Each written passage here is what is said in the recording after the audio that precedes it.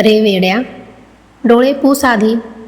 किती काळ त्या आसवांना पापण्यांच्या आड रोखून धरणार आहेस? मी पाहतोय तुला, तुझ्या त्या शांत घरात, तुझ्या त्या अस्वस्थ मनात. तू विचार करतोयस ना की स्वामी कुठे आहेत? स्वामी माझं ऐकतात का? बाळा, आज तुझे हे प्रश्न संपणार आहेत, कारण मी निघालोय तुझ्या घराच्या दिशेने. तुला वाटतंय हा फक्त एक विचार आहे? नाही, ही माझी तुला दिलेली साथ आहे. मी तुझ्या दारावर थाप मारायला येतोय. पण थांब, मी तिथे आल्यावर तू मला ओळखशील का? की फक्त फोटोतल्या स्वामींनाच शोधत राहशील? मी येतोय तुझ्या आयुष्यातला अंधार कायमचा संपवायला. पण मला सांग, तू माझी सेवा करशील का? तुला वाटत असेल स्वामी येणार म्हणजे घर सजवावं, हार तुरे आणावे, गोडधोड करावं. पण बाळा, मला तुझ्या घरातल्या चकचकीत वस्तूंमध्ये रस नाही. मला रस आहे तुझ्या मनातल्या त्या कोपऱ्यात, जिथे तू तुझे दुःख लपवून ठेवले आहेस. माझी खरी सेवा म्हणजे काय माहिती आहे? जेव्हा मी तुझ्या दारी एखादा भुकेलेला जीव बनून येईन, तेव्हा तू मला घास भरवशील का? जेव्हा मी एखादा गरजू मित्र बनून येईन, तेव्हा तू माझा हात धरशील का?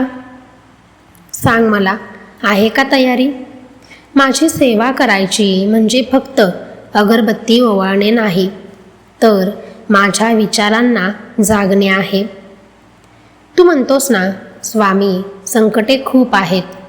अरे, ती संकटे नाहीत, ती मी पाठवलेली अनेक पत्र आहेत. तुला तावून सुलाखून निघताना बघताना मला आनंद होत नाही, पण मला तुला सोन्यासारखे चमकवायचे आहे.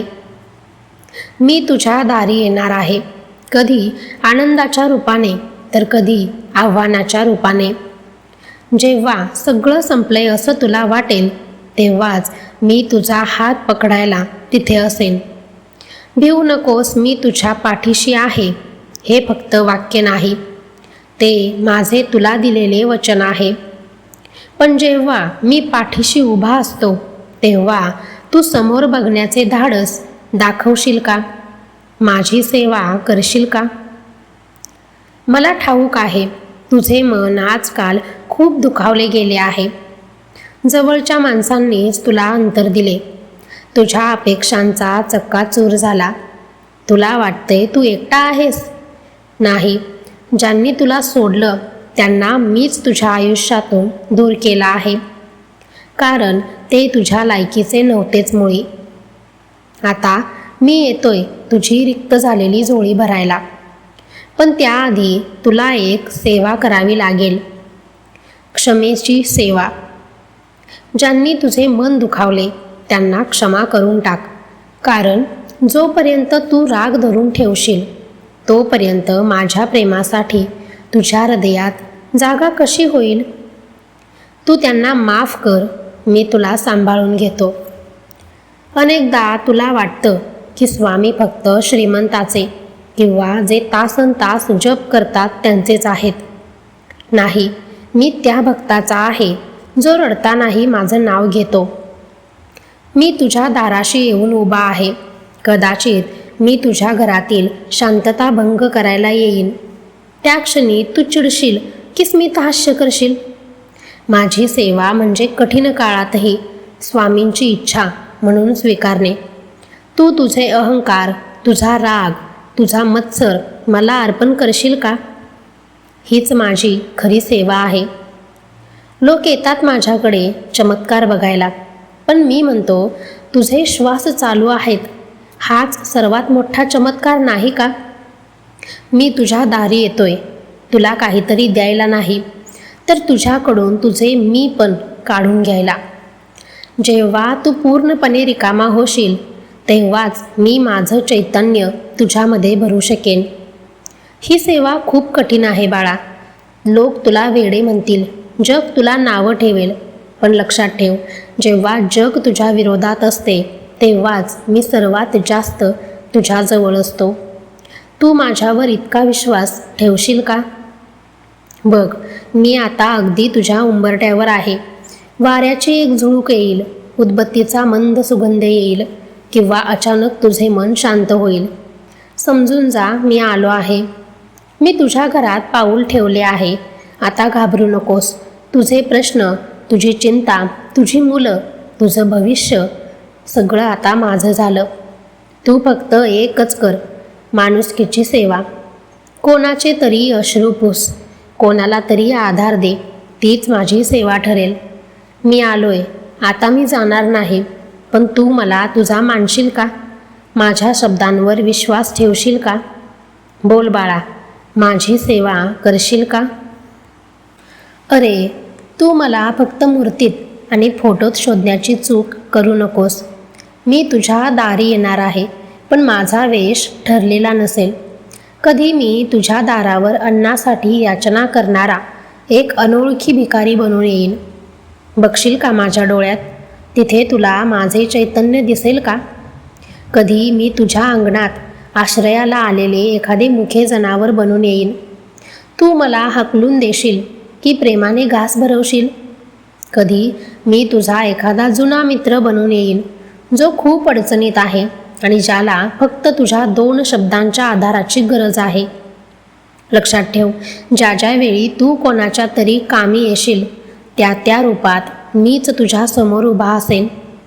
मी सोन्याच्या पालखीत बसून नाही, तर सामान्यातल्या सामान्य रूपात तुझ्या दारी येणार आहे. कारण मला तुझी माणुसकी तपासायची आहे. तुला वाटतंय ना, मला कसं कळणार स्वामी आलेत? बाळा, माझे येणे हे शांत नसते, ते जाणवणारे असते. जेव्हा अचानक तुझ्या घरात तुळशीचा किंवा चंदनाचा मंद सुगंध येईल, जरी तिथे कोणतीही अगरबत्ती पेटलेली नसेल, समजून जा, मी आलोय. जेव्हा तुझ्या मनातल्या विचारांचे काहूर अचानक शांत होईल आणि तुला एक विलक्षण शांतता जाणवू लागेल, समजून जा, मी तुझ्या सोफ्यावर तुझ्या बाजूला बसलो आहे. कधीतरी तुझ्या कानावर अचानक श्री स्वामी समर्थ या मंत्राचा आवाज येईल, किंवा तुझ्या फोनवर अचानक माझा फोटो समोर येईल. हे योगायोग नसतात, हे माझे संकेत आहेत. कधी कधी तुझ्या अंगावर विनाकारण शहारे येतील. तो स्पर्श माझा असेल. मी तुझ्या घरात पाऊल ठेवले की तुझ्या घरातील जडपणा निघून जाईल आणि तुला हलकं वाटू लागेल. ते संकेत ओळखायला शिक. आता तुला प्रश्न पडला असेल की त्रैलोक्याचा स्वामी या पामराच्या घरी कशाला येतोय? मी तुझ्याकडे काही मागायला येत नाही, तर तुझे दुःख लुटायला येतोय. तू इतकी वर्ष जे ओझं वाहतोयस, तुझ्या अपयशाचं, तुझ्या अपमानाचं, तुझ्या व्याधींचं, ते ओझं मला माझ्या खांद्यावर घ्यायचं आहे. मी येतोय तुझ्या घरातली नकारात्मकता बाहेर काढायला आणि तिथे समाधानाची पेरणी करायला. तुझ्या घराच्या भिंतींना तुझ्या रडण्याचे आवाज माहिती आहेत.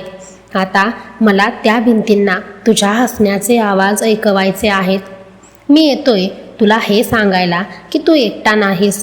तुझ्या आयुष्यात जे जे विस्कटले आहे ते पुन्हा सावरण्यासाठी माझा हा दौरा आहे. तू विचारतोस ना की स्वामी किती वेळ थांबणार? लोक म्हणतात देव येतो आणि दर्शन देऊन जातो, पण मी तसा नाही. जोपर्यंत तुझ्या डोळ्यातला शेवटचा अश्रू पुसला जात नाही, तोपर्यंत मी जाणार नाही. जोपर्यंत तुझ्या मनातली भीती पूर्णपणे मरत नाही, तोपर्यंत मी तुझ्या उशाशी बसून राहणार आहे. पण एक अट आहे. जर तू मला प्रेमाने बांधून ठेवलंस, तर मी कायमचा तुझा होऊन जाईन.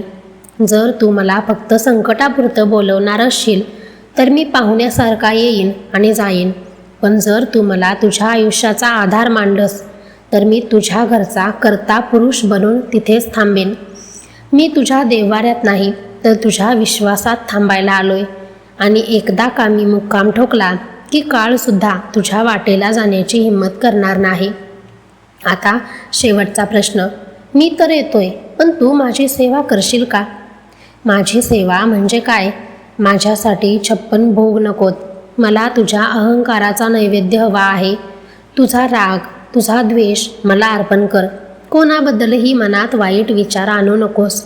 हीच माझी सर्वात मोठी सेवा आहे.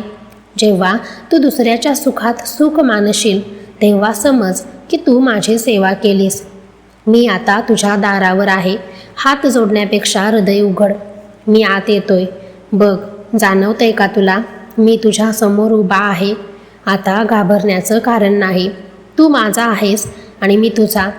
भिवू नकोस, मी तुझ्या पाठीशी आहे. हे वचन आता प्रत्यक्षात उतरवण्याची वेळ आली आहे.